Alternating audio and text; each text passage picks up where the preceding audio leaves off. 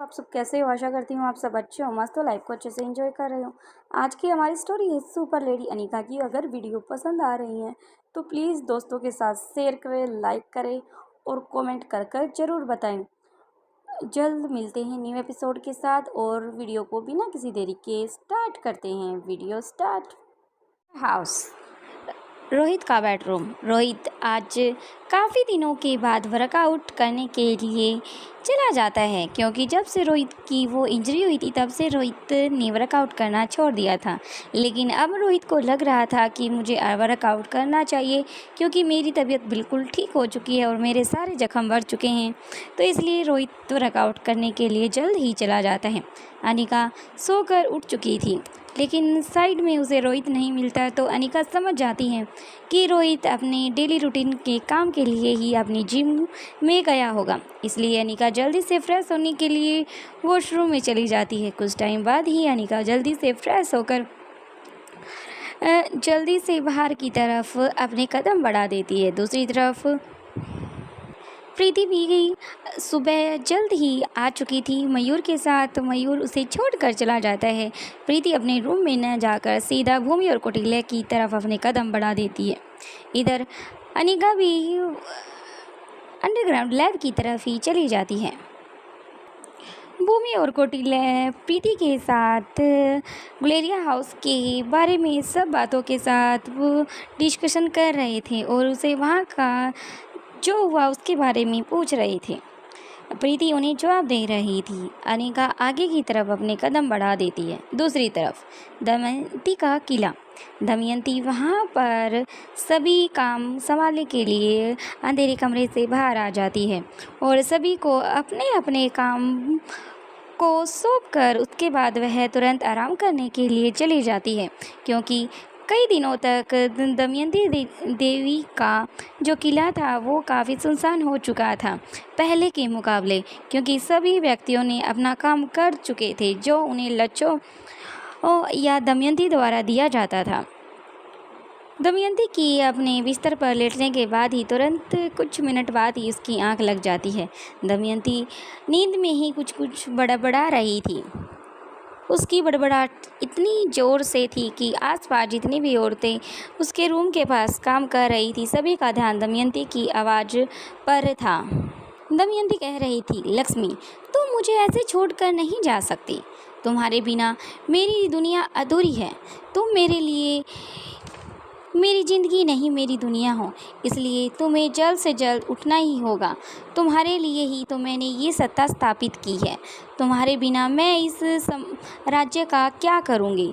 तुम ऐसे मुझे बीच मंजर के रास्ते में छोड़कर नहीं जा सकती। तुम्हारे बगैर मेरा जीवन अधूरा है। तुम ही हो जिसने मुझे नीडर बनाया और ईंट का जवाब पत्थर से देना सिखाया। तुम्हें लौटना होगा मेरे लिए, अपने लिए नहीं, मेरे लिए तुम्हें आना होगा। तुम्हें जल्द से जल्द ठीक होना होगा। ये काफ़ी बातें दमयंती अपने नींद में ही बड़बड़ा रही थी। काफ़ी देर से इतनी बड़बड़ाहट ज़्यादा हो जाती है। आसपास की औरतें दमयंती को देखने के लिए उसके रूम की तरफ अपने कदम बढ़ा देती हैं। काफ़ी औरतें का हिम्मत नहीं थी, फिर भी उन्होंने एक औरत ने हिम्मत करके दमयंती की दरवाजे की तरफ अपना कदम बढ़ा देती है। वह आराम से माँ साहब बड़ी ही हिम्मत करके बोलना स्टार्ट करती है, लेकिन उसने अपने उस आंगन में 2 कदम ही रखे थे। तभी एक जोरदार रौबदार आवाज़ उसके कानों में सुनाई पड़ती है। तभी वह औरत पीछे की तरफ मुड़ती है और वह देख पा रही थी कि सामने वह आवाज़ किसकी है। उस को देखकर एक बार तो उस औरत के दिल और दिमाग दोनों ही सुन पड़ गए थे। तभी वो औरत कहती है, तुम्हारी इतनी हिम्मत जो तुम बिना घूंघट के और बिना परमिशन के माँ साहब के नज़दीक जाने की कोशिश करती है। तभी वो औरत अपना सिर झुका लेती है और वो अपने सिर को ज़मीन की तरफ रख कर अपनी नाक ज़मीन पर रगड़ने लग जाती है। तभी वो औरत जो अभी आई थी उसने उसको इस हाथ के इशारे से उन सभी को इशारा करती है और सभी औरत वहाँ से चली जाती हैं, जो कि जिसने अभी अपने कदम आगे की तरफ बढ़ाए थे उसने भी उल्टे पैर करके अपने पीछे की तरफ कदम बढ़ाना स्टार्ट कर देती है। क्योंकि अभी उस औरत ने वहाँ पर जो रोबदार आवाज़ थी वह अनोखी की थी, जो कि लंबे अरसे के बाद उसे वहाँ उस किले में दिखाई पड़ी थी। उसका हुलिया वहाँ सबसे अलग था। वह पुरुषों के समान उसने वस्त्र धारण किए हुए थे। अगर जो उसको एक बार फर्स्ट टाइम देख ले, वो पहचान करना मुश्किल उसके लिए है या फिर पुरुष, क्योंकि उसका हुलिये के साथ साथ उसका बोलने का लहजा, उसका चलने का हर सब चीज़ लड़कों के समान ही थी।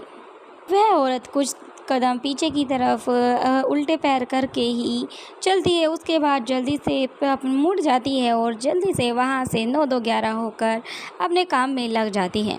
जब अनोखी दमयंती की तरफ अपने कदम बढ़ाती है, वह देख पा रही थी कि जिसे कोई ताकत नहीं हरा सकती थी, नहीं तोड़ सकती थी, उसे उस घटना ने कितना तोड़ कर रख दिया है। अब वह उसे कैसे संभाल पाएगी, ये सोच सोच कर ही उसका दिल ठहर जाता है। अब अनोखी दमयंती को उठाने के लिए अपने हाथ को दमयंती के कंधे से हिलाती है, कहती है, माँ साहब उठो उठो, देखो कौन आया है। 1-2 बार कंधे को हिलाने के बाद दमयंती देवी झट से अपनी नींद से उठ जाती है और हड़बड़ी करने लग जाती है। ये वो कैसे, तब और वो ये कैसे हो गया, ये कैसे है वो, काफ़ी क्वेश्चन उसके मन में थे और सभी के सभी एक साथ बाहर निकल आते हैं, जिनका ना कोई लाइन थी, ना कोई क्वेश्चन था, कुछ नहीं था, लेकिन वो सब हड़बड़ी में बोले गए ही वाक्य थे। दमयंती, जिसने अभी दमयंती को उठाया था, उसकी तरफ अपनी नज़रें उठाकर देखती है।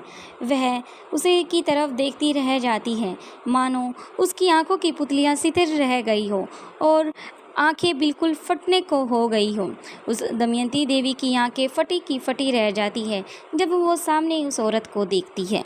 अब दमयंती उसको देखकर रोना स्टार्ट कर देती है। ये बहुत लंबे अरसे के बाद ऐसा हुआ था जब दमयंती की आंखों में किसी ने आंसू देखे थे। अब दमयंती अनोखी के गले, जो कि अभी तक बिल्कुल शांत थी, अभी तक उसकी आंखों से आंसू तो निकले थे, लेकिन उसने अभी तक अपना दिल हल्का नहीं किया था, जो कि अब अनोखी के आने के बाद उसके गले लगकर दमयंती का कलेजा मुँह को आ जाता है और वो रोना स्टार्ट कर देती है। अनोखी उसे चुप कराती है, लेकिन दमयंती कहती है, इतनी देर बाद तुम क्यों आई हो? तुम्हें पता था ना कि तुम्हारी मासा अकेली रह गई है, तुम्हें आने में इतनी देर क्यों लग गई? फिर अपनी बात को आगे जारी रखते हुए दमयंती कहती है, उसने, पता है ना तुमने क्या किया? मेरे दिल के करीब सबसे भारी चोट मुझे पहुंचाई है, मुझे धोखा दिया है। उसने जो सौदा किया था वो उस सौदे पर खरा नहीं उतरी, क्योंकि दगा मैं करना चाहती थी, लेकिन फिर भी मैंने उसके किसी तरह से कोई धोखा नहीं दिया, क्योंकि मैं लक्ष्मी के मामले में किसी तरह का छल नहीं करना चाहती। अगर मैं चाहती तो अंधाधुंध वहाँ पर बारूद गिर कर सभी को तबाह कर सकती थी, लेकिन मैंने ऐसा नहीं किया, सिर्फ लक्ष्मी की वजह से। लेकिन वह अपनी माँ की तरह गद्दार निकली, उसको मैं बिल्कुल नहीं छोड़ूंगी। ये सारी बात दमयंती अनोखी को बता रही थी। अब अनोखी दमयंती को शांत कराती है और उसकी आंखों से आंसू पूछती है। दमयंती शांत हो जाती है। अब पूरी तरह से दमयंती ने अपने आप पर कंट्रोल पा लिया था। उसने अपनी आंखें पोंछती है और उसके बाद अपना मन हल्का हो चुका था दमयंती का, इसलिए वो अब शांत हो चुकी थी। कब से वो एक कंधे की तलाश में थी जिसे कि वो अपना दुखड़ा रो सके। वो कंधा उसे मिल चुका था। अब दमयंती अंदर से बिल्कुल शांत हो चुकी थी। दूसरी तरफ मारवा हाउस अंडरग्राउंड लैब। तभी अनिका को देखकर तीनों उसके पास आ जाते हैं। भूमि कहती है, मैंने उसको बता दिया है कि आप उसे मिलने के लिए आ रही हो, लेकिन अचंभे की बात यह है कि उसने मुझसे कहा कि मैं भी उससे मिलना चाहती हूँ, इसलिए मैंने तुम्हें कुछ नहीं बताया। ये सुनकर अनिका भी काफ़ी सोच में पड़ गई थी, जैसे कि उस टाइम पे सौम्या ने जब ये बात भूमि को कही थी। भूमि भी काफ़ी क्वेश्चन भरे सवाल के साथ उसकी तरफ देखने लग जाती है, लेकिन सौम्या थी कि उसे आंसर देने के लिए साफ हाथ के इशारे से मना कर देती है। भूमि उसके कैबिन से बाहर आ जाती है। ये सारी बातें भूमि ने अनिका को बता चुकी थी। अब अनिका हाथ के इशारे से भूमि को वहीं रहने का इशारा करती है और खुद उस कैबिन की तरफ अपने कदम बढ़ा देती है जिसमें सौम्या थी। सौम्या अपने कैबिन में पहले की तरह ही इलेक्ट्रिक चेयर पर बंधी हुई थी। वह चाहकर भी अपने आप को नहीं छुड़ा सकती थी जब तक अनिका उसे छोड़ने की परमिशन नहीं दे सकती थी। ने जैसे ही कैबिन के अंदर अपने कदम रखे वैसे ही उसकी हार्ट पाकर सौम्या का उसे पहचान कर बिना देखे ही कहती है, मुझे पता है कि मुझसे मिलने के लिए तुम ज़रूर आओगी। अनिका हंसते हुए कहती है, अच्छा तुम्हें फिर तो ये भी पता होगा कि मैं तुम्हारे पास क्यों आई हूँ। अब सौम्या कहती है, हाँ बिल्कुल मुझे पता है कि तुम मेरे पास क्यों आई हो।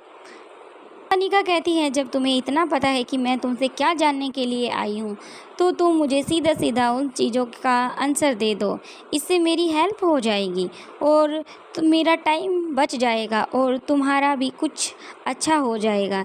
ऐसी बातें सुनकर सौम्या काफ़ी चिढ़ जाती है और अपने पैरों को झट से ज़मीन पर मारती है और अनिका की तरफ अपनी चेयर को घुमा देती है।